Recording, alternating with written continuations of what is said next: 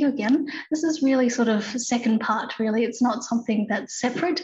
It can be thought of as the second part of learning, which is the practice, which is very, very important. So I'm glad that the Academy and the university have allowed me to also talk about this topic. Now, when we think of the word etiquette, when I think of the word etiquette, it brings back memories of my primary school days when teachers would remind us to sit up straight, button our blazers, and cover our mouth if we yawned, sneezed, or coughed. There was even a teacher, I remember, Miss Fox, who wouldn't answer my requests unless I said yes, or unless I said please. So all of these codes of dress, conduct, and speech were drummed into us. And we were told that it was polite or respectful to do this. And sure enough, when we followed these codes of conduct, the adults around us would be very happy. But if we didn't follow these rules of conduct, like coughing without putting our hand over our mouth, then the adults around us would look really annoyed. Now, Confucian etiquette is somewhat similar. Confucian etiquette is in Chinese li. And it's interesting because there's no modern English term that can really encapsulate or capture all of the different concepts that fall under this banner of li. So, for example, it includes etiquette, like introducing ourselves, how to introduce ourselves to others. It includes social customs, like giving up our seat to an elderly person on the bus, ceremonies like weddings and funerals, and even manners, like what my teachers used to remind us of. The common denominator is that these are all human activities, codes of behavior and speech, or that are learned, and they express respect and also facilitate an internal reverence when we do these. So ritual etiquette, or li, I'll refer today as either ritual etiquette or simply etiquette. What I'll do is I'll first explain what this etiquette means, how it's important, and then give specific examples of what might be useful, examples of etiquette that might be useful for us today, even if we don't identify as Asian. Now, scholars have described li, or etiquette, as a social language or cultural grammar. And like any social language or any language or grammar, it has to be learned. We can't make it up. Just like we have to teach children to say their pleases and thank yous. They can't simply make up another word or gesture. And like any language, it expresses our thoughts and our emotions. So if you give me a present and I want to show my gratitude, the familiar script would be to say thank you. If I don't say thank you, you might think I'm not grateful. But etiquette is not any language. It's a language that expresses our consideration of others, this humanity that we were talking about before. And it expresses our respect of others. So that's why Confucius tells us in the classic of family reverence that ritual etiquette is simply a matter of respect. Now, if we think back to that idea of offering up our seat to someone who needs it more, we can think of it in three ways. First, there's self-respect, because it would be insensitive if we didn't give up our seat to an elderly person, a pregnant person, and we would be insensitive even if others didn't call us out. It's also respect for others, because really it's a matter of showing others, well, these people need the seat more than us, so we need to respect that.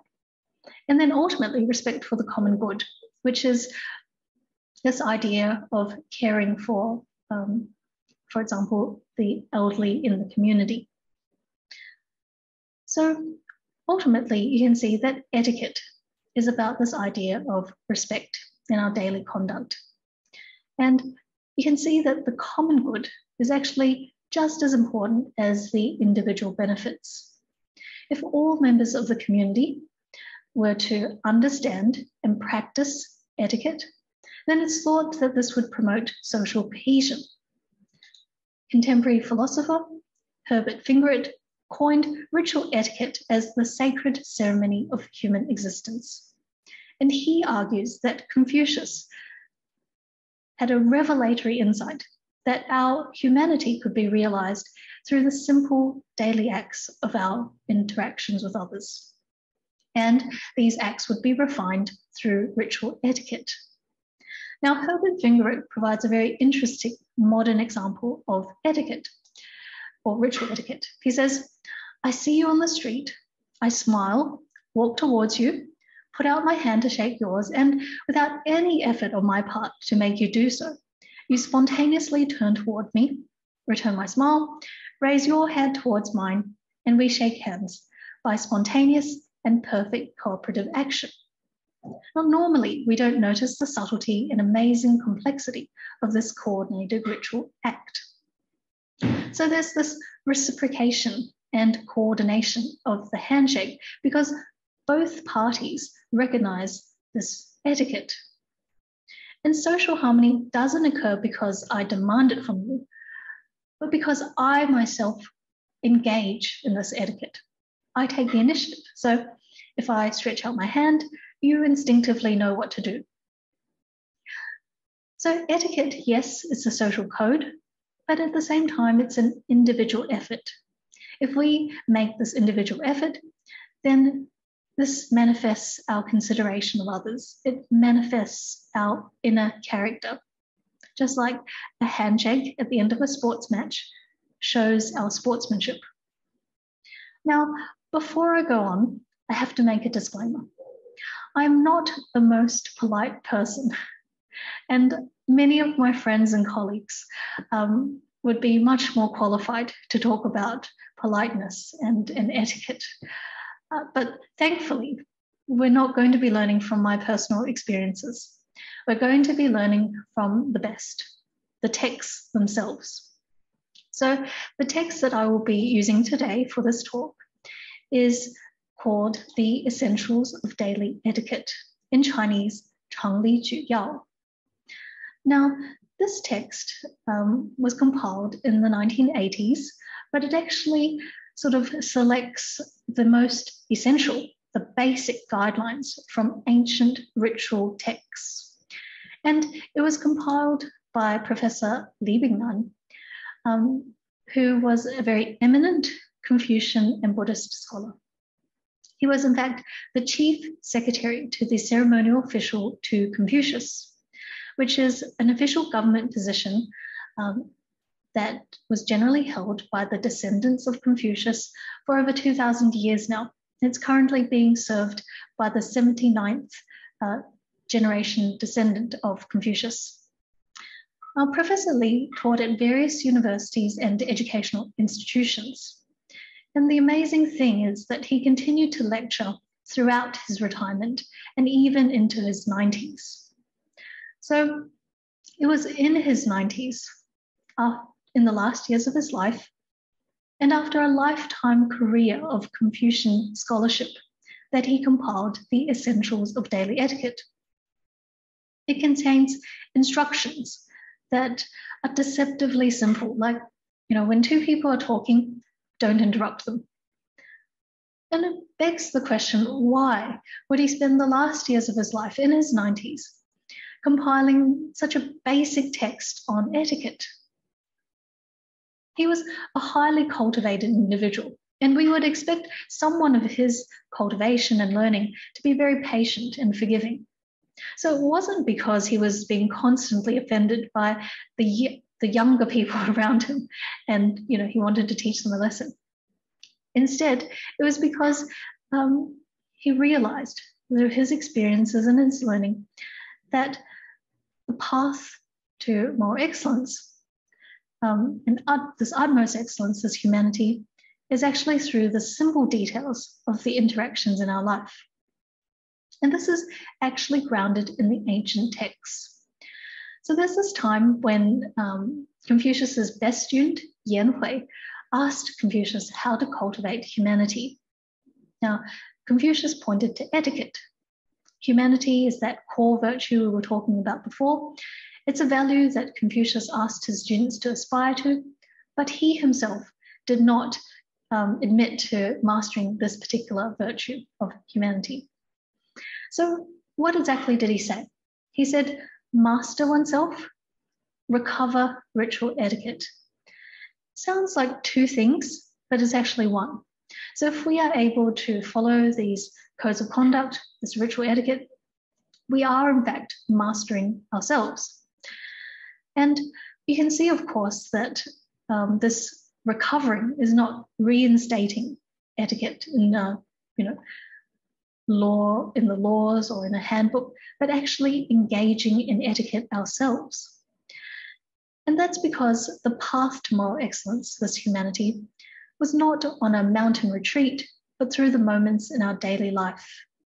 And so humanity, as Confucius says, is expressed through our etiquette, but it is also achieved through etiquette. So Professor Li saw firsthand the importance of etiquette, and he compiled the very basic guidelines for the modern time-poor reader. If we actually printed out this text in size 12 font, it'd only take up about 7 pages, but it's divided into 12 sections. At home, at school, attending to matters and meals, when you step outside of the house, visiting others, hosting guests when you're traveling, in public spaces, gifting others, in certain ceremonies like weddings or funerals, and terms of address. Now you might be wondering, is this for is it for children or for adults?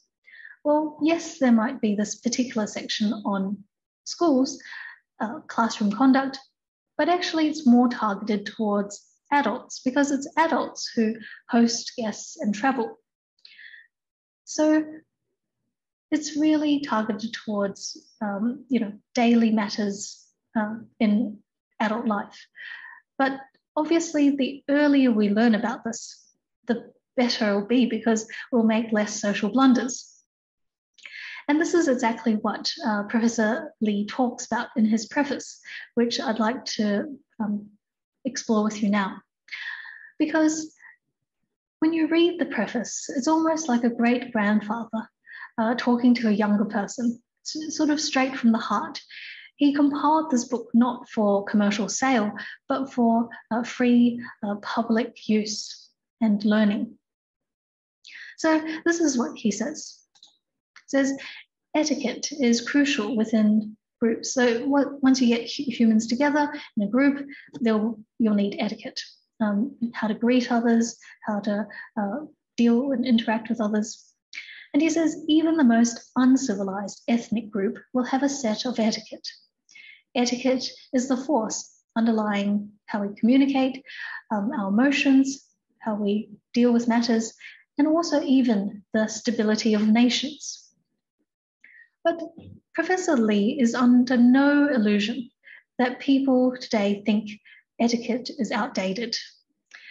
And, people think that it's too complicated. Why bother? Or it's just quite superficial. And why do we need to learn about politeness when actually sincerity speaks from the heart? So that's why he asks us to imagine. He says, imagine if a guest comes over today. Tomorrow you visit someone. You give a present, you host a dinner.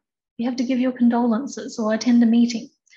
Actually, all of these events and occasions still require us to use etiquette. And without this learning, who knows what to do? So, for example, if you're hosting a dinner, how do you seat the guests? How do you plan the menu? Receive and send off the guests? This is all etiquette. How do you, when you have to think about giving a gift? What do you give? How much do you give?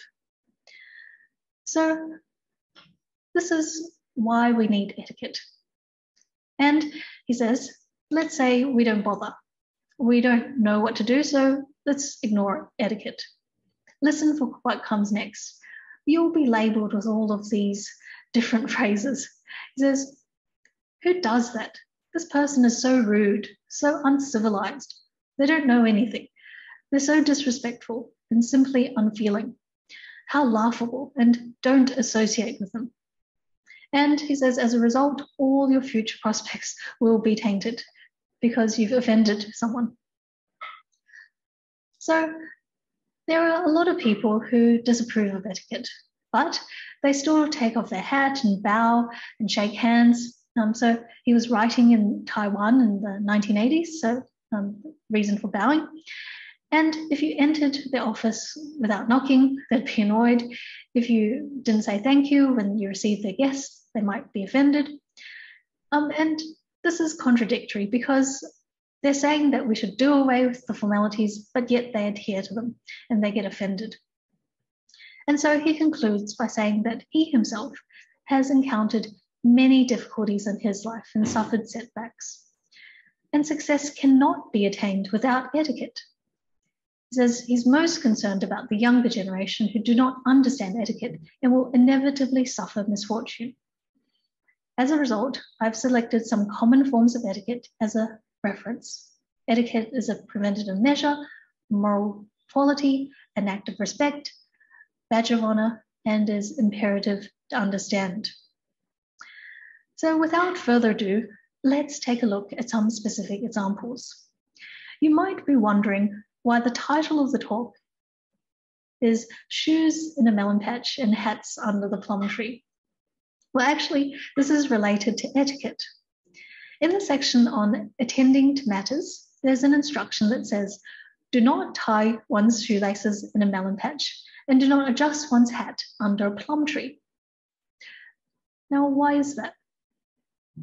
Well, these actions in themselves, like tying our shoelaces or adjusting our hat, they're not inappropriate, but it's just easily misinterpreted if someone was watching us from a distance. So say, for example, you're walking through someone else's melon patch, and for some reason you need to tie your shoelaces, but they simply see you amongst the melons. So what would be their first thought? Well, they're going to assume the worst. They're going to think that you're trying to make away with someone else's melons. Because why else would you be in that position? So they would be forgiven for thinking about this because for them, it's very difficult to think of another reason. You're the one with your shoelaces loose. And similarly, if you're under a plum tree and you're stretching up to adjust your hat, well, from a distance, they'll just see your arms stretched up. And again, they'll jump to conclusions, thinking that you're picking some of these plums for yourself. So it's just the wrong time in the wrong place, and it leads to misunderstandings. Now, you might say, well, we're not going to be walking through someone else's melon patch or under someone else's plum tree anytime soon. But the underlying principle applies wherever you are. That etiquette teaches us to avoid conduct, be very cautious and avoid conduct that would be easily misinterpreted. Now, if we wanted to put this principle in a specific context, there are two lines in the section on giving gifts that might help us.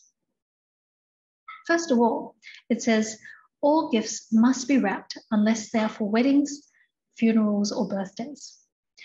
Second, when giving a gift generally, one should avoid other guests seeing or hearing this. Only when one has traveled from afar or on a first meeting can one give gifts in front of other guests. So, as it says here, why do we have to wrap up our gifts? The answer is in the second line. Because we should try to avoid others from seeing the gift or from seeing us give the gift. But there are exceptions to this rule.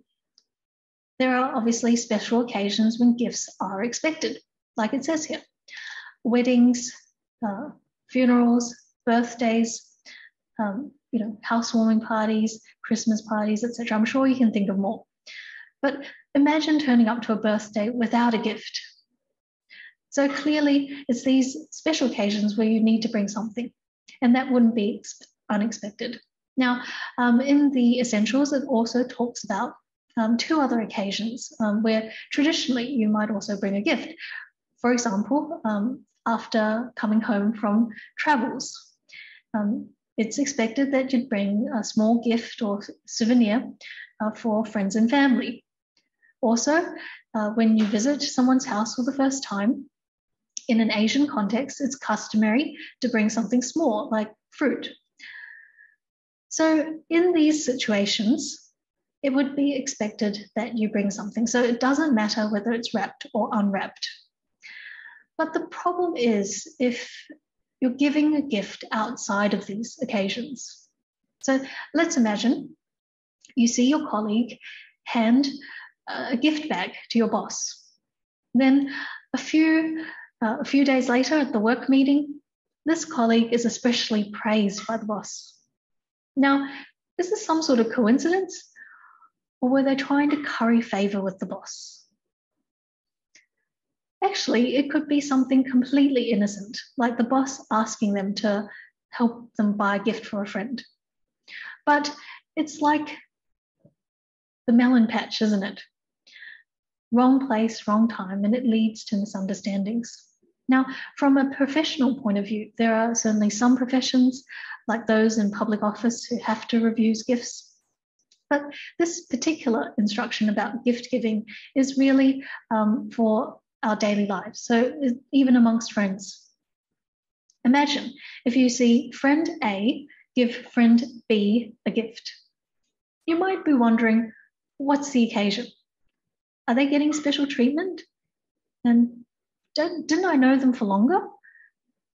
So yes, some would say that, you're thinking too much, and I'm an honest person. And, yes, my friend honestly asked me to help them buy a gift. So I don't have a guilty conscience. And this actually gets to the very heart of Confucian etiquette. You see, it's not about what we think and our thoughts and feelings. It's about what others might think and giving others around us peace of mind. So this ritual etiquette helps us, like we said before, to balance out what we think with the ideas of others and ultimately this common good.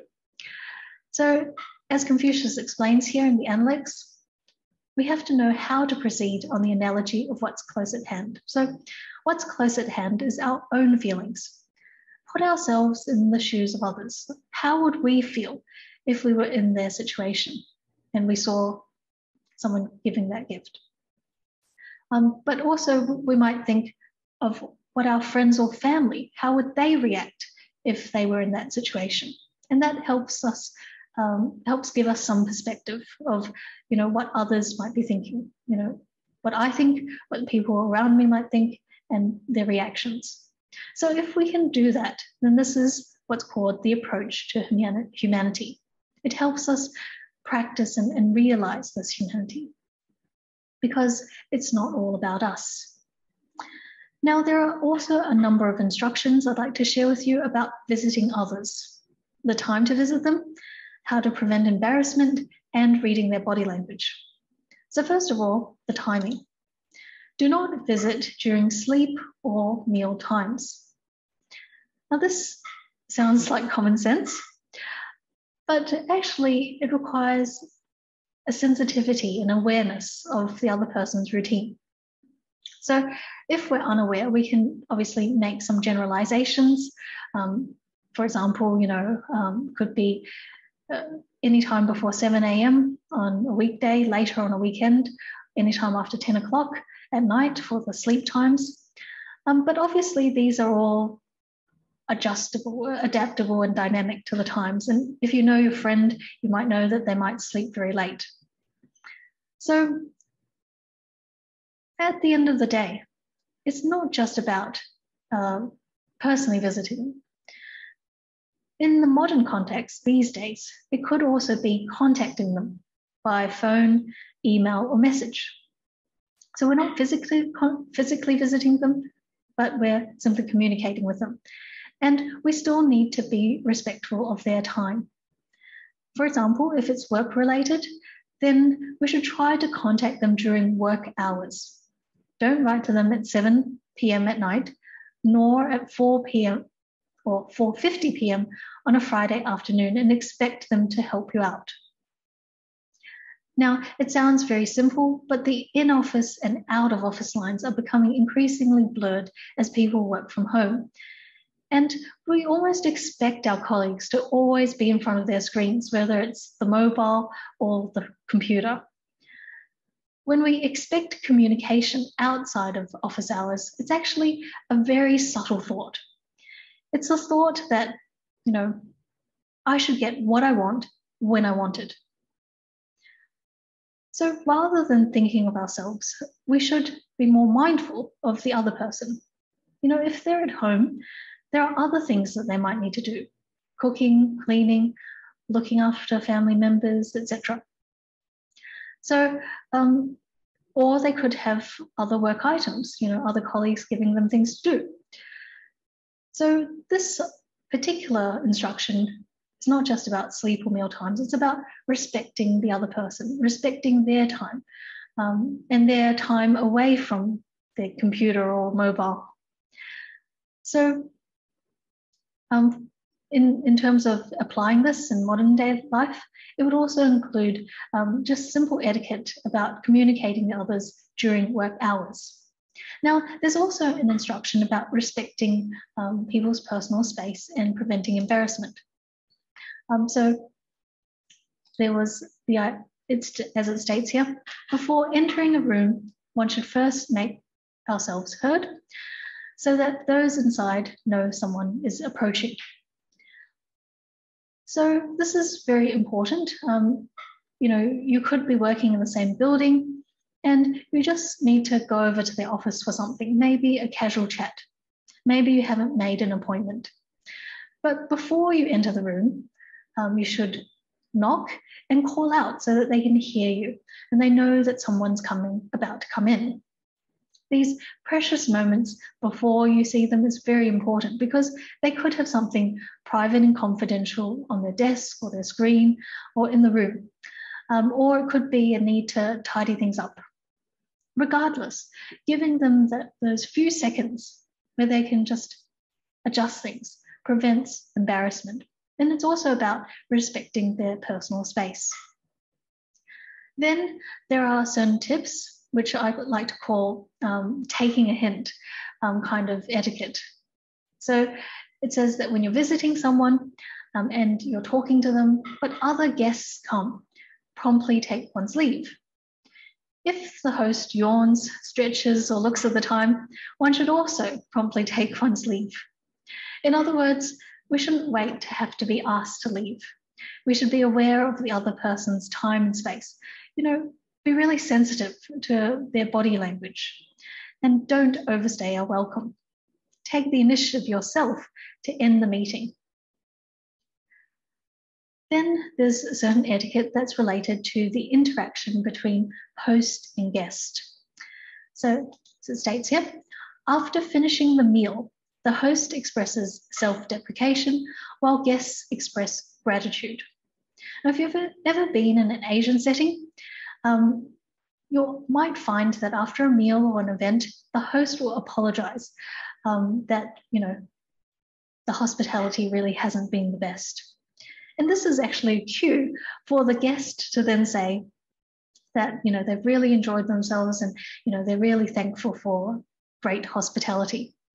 And there are some fun traditional phrases that works in Chinese. So the host will say something like, giving unpolished rice or a spread of straw dishes.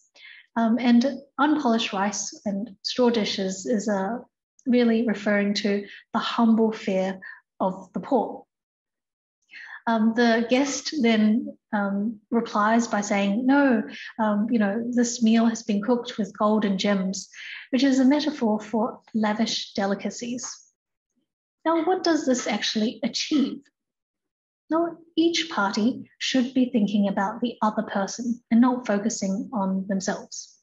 So rather than the host thinking, I've really gone, pulled all stops to create this food, the best drink and the best entertainment for these people, and therefore they should be really grateful. And because they have this attitude in their mind, they feel really self-important. So being humble about what they've offered prevents them from this sense of arrogance and self-importance, which might come across as offensive. And then the guest, rather than thinking of, gosh, I've been served better elsewhere and the food was really not up to scratch. Rather than thinking that, they should be focusing on the host and how much effort that they put in to organize this, and therefore acknowledge and appreciate that. So the effort, this etiquette, as you can see, really promotes a mutual harmony and mutual appreciation and goodwill. And actually, there's a deeper underlying principle to all of this. And this is well expressed in the records of ritual. It says, regarding ritual etiquette, humble oneself and respect others. In fact, this is the guiding principle for all forms of etiquette and interactions. So this particular etiquette in the literature has been classified as a type of politeness phenomenon in the field of pragmatics. And Gu Yueguo, he wrote a seminal paper noting 4 elements of this politeness principle: respectfulness, modesty, attitudinal warmth, and refinement. So first of all, respectfulness is about our positive appreciation of others. And this concept of the other is not simply about their physical self, but also involves their face, their status, their ideas, their property, and even members of their family. Modesty is a way of being self-deprecating, being humble. But this self-deprecation, again, is not just yourself, it's your ideas, your values, and your property as well. Attitudinal warmth refers to this idea of demonstrating one's consideration and hospitality. And finally, refinement refers to our behavior, which meets standards of etiquette. So in conclusion, Gu Yueguo highlights that the core of ritual in language is this idea of deference to others, so humility, and this deference to others, which is obviously this respect, and then denigration of the self, which is humility. In another study, which looked at historical letters written in China during the 18th to the 20th century, Pan and Kadir also corroborated this twofold linguistic strategy of self-deprecation and elevation of the addressee, and they called it the motor of politeness behavior. So obviously in pre-modern China, there were a number of honorifics.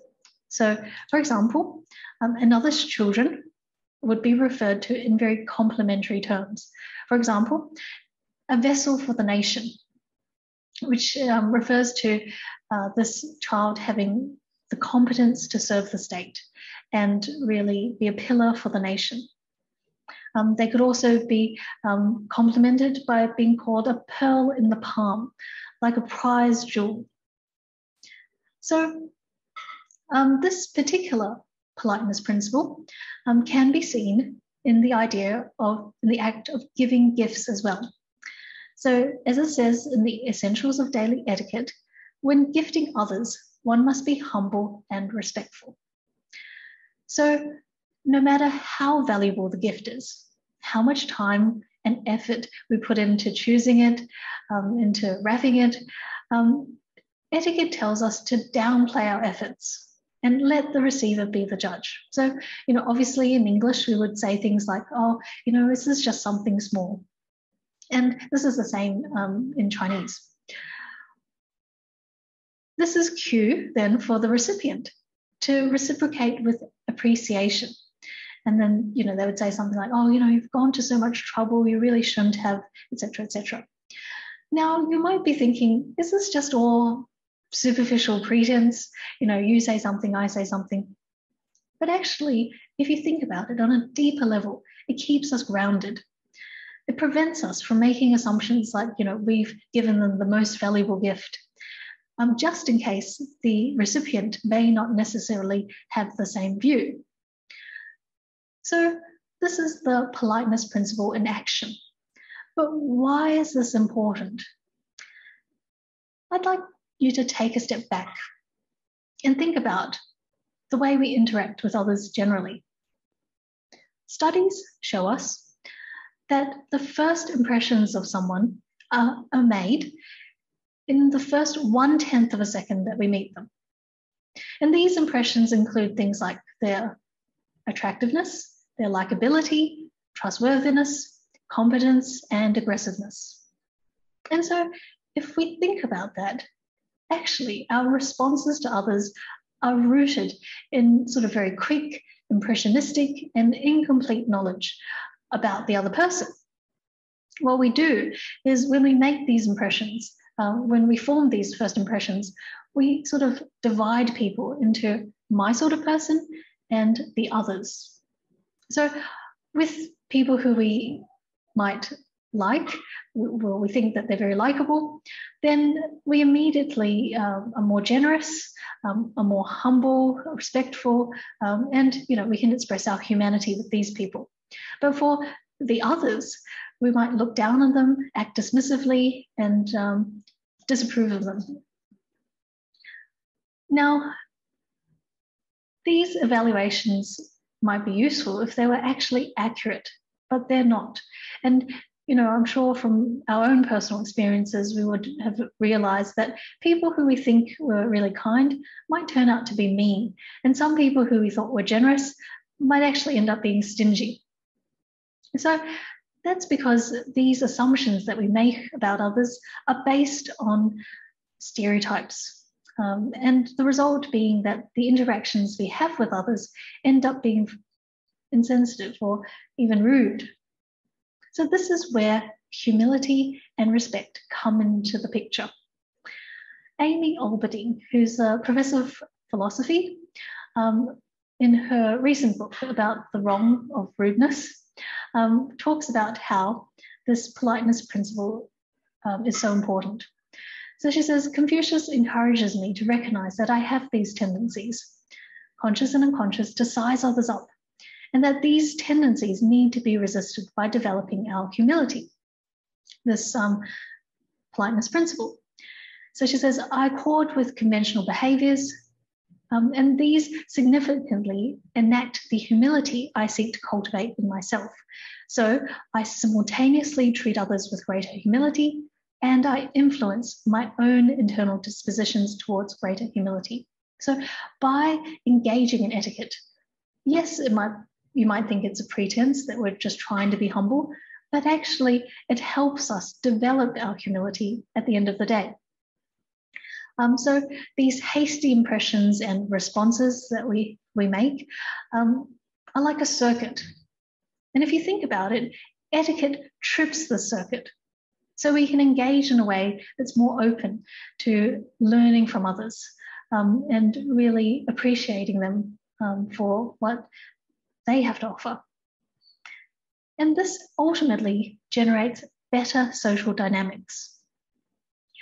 Amy Albertine also talks about an assignment that she gives to her undergraduate students. She says how she tells them to be Confucians when they go home on Thanksgiving break. So she's in America.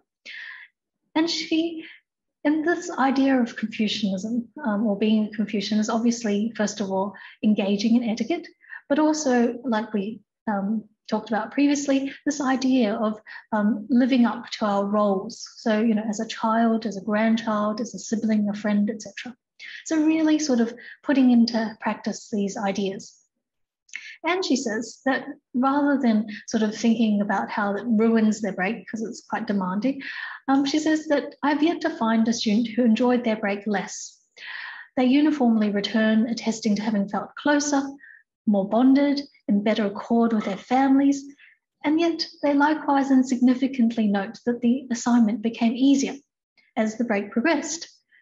And that's not because they became Confucians or so swiftly habituated to this politeness, but rather it grew easier because of how uncommonly pleasant their families were to them.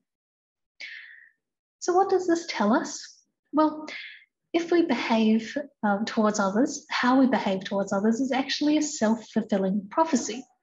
If we expect them to be mean, well, we're going to act disdainfully towards them and then cause them to be unkind to us in response.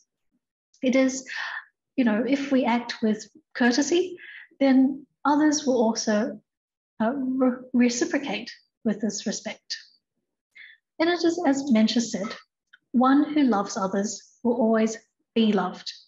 One who respects others will always be respected.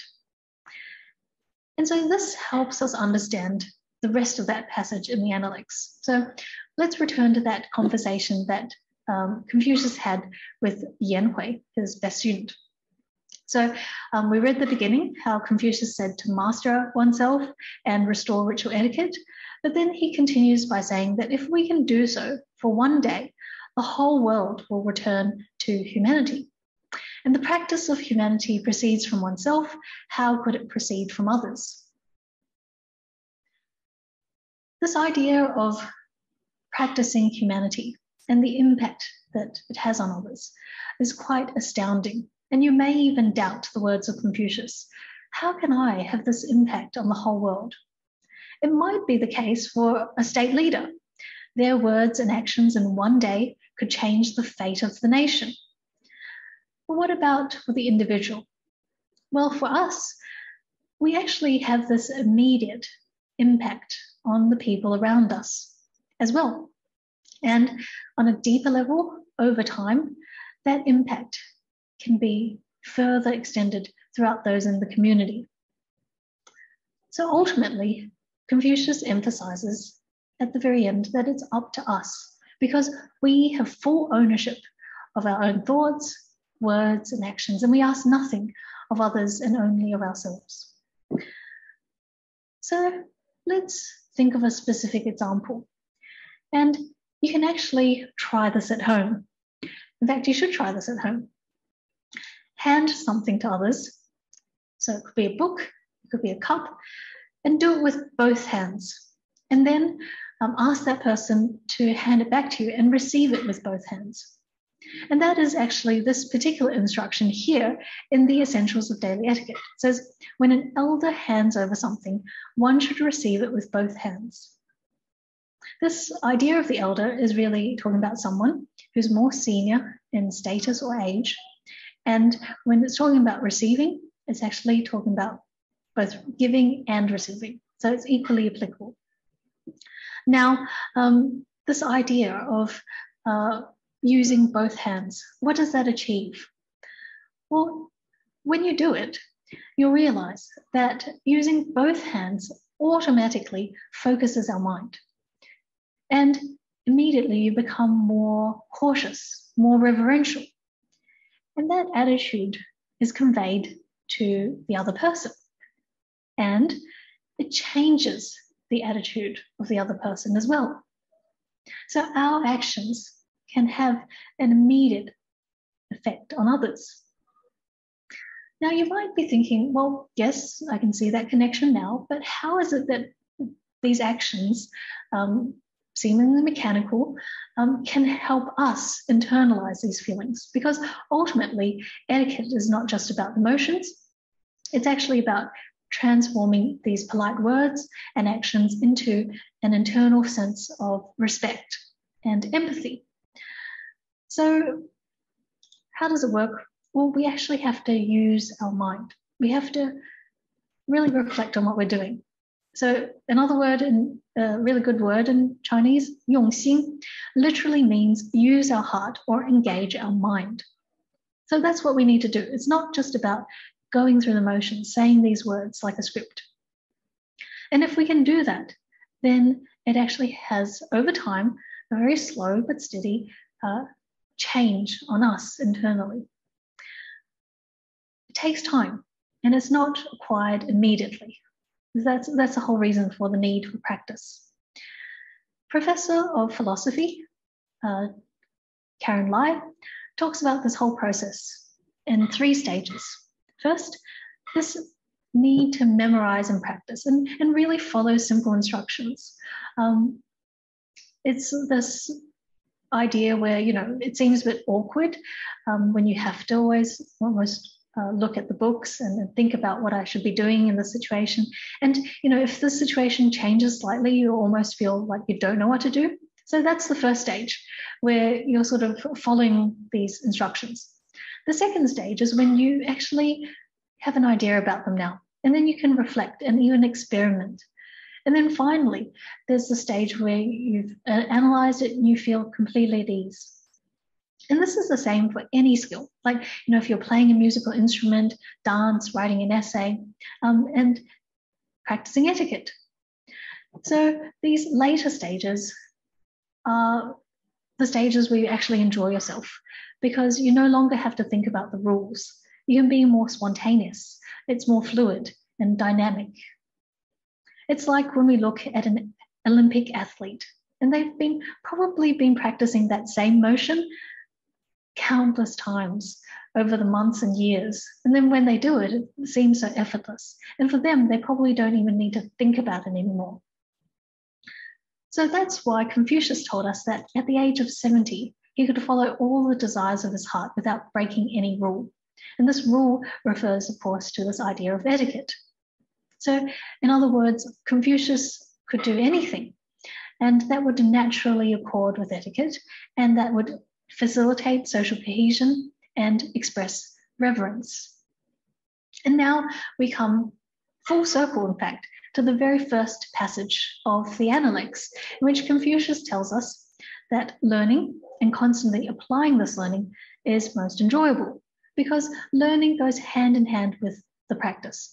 And this practice at the beginner level is really just applying simple daily etiquette, because it helps us express respect, but also helps us develop this consideration for the feelings of others. So it's not simply going through the motions. The more we tap into this feeling, the more we realize it's not the etiquette, but this feeling of being connected to a greater consideration, a greater common good that's beyond ourselves. And then over time, it becomes natural, effortless, and we really enjoy it. So thank you very much for listening.